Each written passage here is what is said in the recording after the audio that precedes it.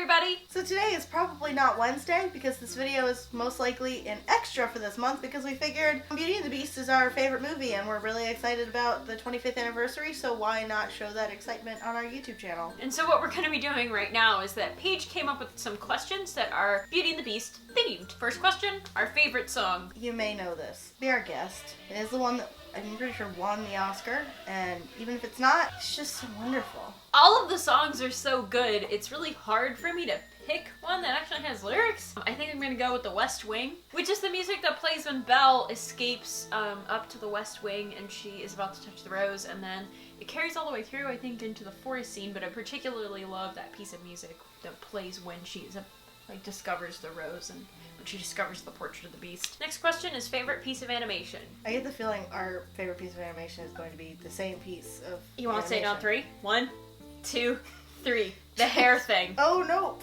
I was wrong. What? The transformation scene. Oh, well, yeah, of course. That's a given. It's superior, yeah, but that, hair thing is so cool. Yes, that's very well animated hair as it falls. Yeah, I mean, the transformation scene is definitely more interesting and longer. Literally magic coming out of his limbs, which is, I'll give it, it's weird, but you watch it and you're like, the magic, it's everywhere. But I also really like the shots of the castle, especially when she is exploring it. When they're going on a tour of the castle, when she's first being led through, there's some really beautiful shots of just the castle. Which outfit would you want to wear and why? And this could be from literally any character. For me, it's Belle's winter outfit. The pink off-the-shoulder dress with the red cloak. But I also like the Disney Parks version of her Christmas dress, which is far superior to the flat and ugly thing that exists in the flat and ugly movie. The pink dress gave me unrealistic expectations of dresses. You know what? I don't even know when it was, but I saw that one specific frame where she places it out in a perfect circle in front of the fireplace. Ever since then, I have always tried to do that with every dress. And you can't. I mean, the Bimbettes have the kind of boobage that I have. I feel like their dresses would fit me. I mean, we could adjust it to your size. True, but I also like the Bimbettes dresses. Favorite fun fact about the production. Gary Trousdale and Kirk Wise directed the movie, but before they directed Beauty and the Beast, they had literally done basically nothing. Disney had a director that was French and really wanted to stick with the original fairy tale. It was too rigid for them. Yeah, they came to a point where they were like, we can't do this, sorry. I don't even remember how they found these two nerds, but they were like, so we have these two guys. They're working on a project for a short film for some attraction at Epcot that no longer exists, and we're gonna hire them. So they brought Gary Trousdale and Kirk Wise on, and they basically told them, you're new, we have this project, we need a fresh set of eyes on it, but we're keeping very close watch on you. And then they created the first animated film to be nominated for Best Picture at the Oscars. So towards the very end of the movie, there's a scene where the Beast dies, and Belle is crying, and she says, I love you and stuff, and when Paige O'Hara was actually recording that, she was actually crying when they were done. They were like, are you okay? And she's like, acting.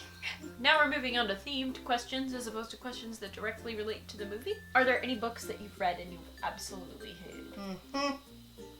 It's The Beast Within, A Tale of Beauty's Prince. It's by Serena Valentino. I have talked about this particular book before. It became very clear very early on to me that Serena Valentino didn't actually have a grasp on the Beast's character or the kind of character development he's given in the movie, and it just really angers me that Disney would stand to publish something like that. The Old Man in the Sea. Ernest? You don't need 127 pages to talk about how some old dude goes out into the ocean and then gets attacked by a giant fish and then drags it back and cuts it up into little fish pizzas and then he's comfortable or whatever.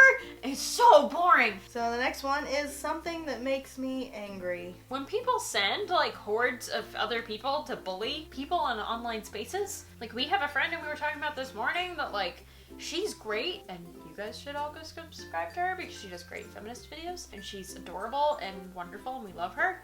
But One of the reasons I think she has so few subscribers is that there are like MRA pages that will just send hordes of their fans, their minions really, to go and like leave mean comments about her, and I can only imagine that that is very, very draining and would not make you want to be on YouTube. So she's great and we love her. Go check out her channel. It's Monica Ogden. Something that makes me angry is when I'm trying to make a point and I know I'm going to stutter, and it's an important point, and so then my stutter makes whatever point I'm making like irrelevant and they don't take me seriously. Something about yourself that you're proud of.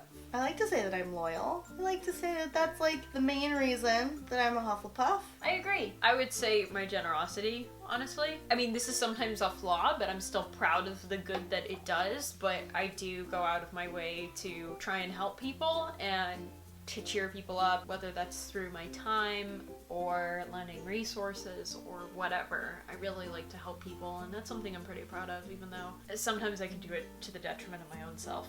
I agree. The last one is, what's one thing about yourself that you wish other people understood better? I'm a rather blunt person, and especially when I'm first getting to know someone, I rely a lot on humor. Me making jokes is a way to tell, like, what people are comfortable with. I very rarely find that people are comfortable enough to tell you what they're comfortable with. But like, when you make a joke out of it, they're more willing to call you out. I've had several people say that they've been intimidated by me. So I can say things that sound really mean and hurtful, but they never actually are meant to be. I am an extrovert that I may also have like social anxiety or a certain level of social anxiety. I had this friend when I was a kid, and I would go over to her house every weekend because after elementary school, we went to separate schools. And every weekend, she would ask me to stay over. And almost every weekend, I would say no. And I used to tell myself it was because I was afraid something would happen to my mom. But that's stupid because my mom is a big girl. Your mom is actually an, in fact, adult woman. Yes, exactly. I think it was just general social anxiety of just not being in my own space and not like sleeping in a place that I'm 100% comfortable in. And I feel like a terrible person for having done that at all, because that's not how friends should act. That got heavy. So thank you guys for joining us. We have a special treat for you at the end of the video, so be sure to stick around and watch them. Like this video if you enjoyed any of our answers. Let us know in the comments below your answers to the questions. I'll leave the tag questions in the description, so look for those. Yeah, and you don't even have to answer all of them, just answer the ones you want to. Yeah. Subscribe to The Princess and the Scrivener if you haven't already for more Beauty and the Beast videos, as well as videos on Disney, intersectional feminism, pop culture critiques, and more. One of us will see you soon.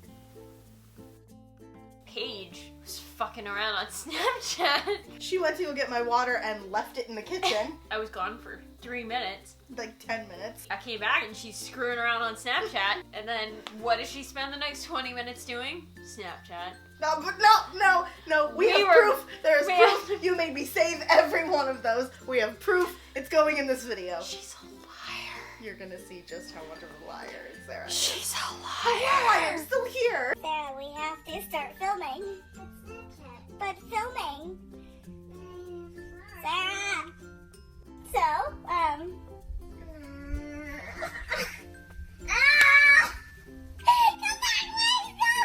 Are we gonna film soon? Yes. We will. Okay, we better. Dough face. It's my favorite one! Filming. No, it won't. It was silent. I want the rainbow! Sideways. Give me the rainbow! She's trying to get on me about using Snapchat, but she used Snapchat for 15 minutes, and she's blaming me for not filming. Something funny, Paige. You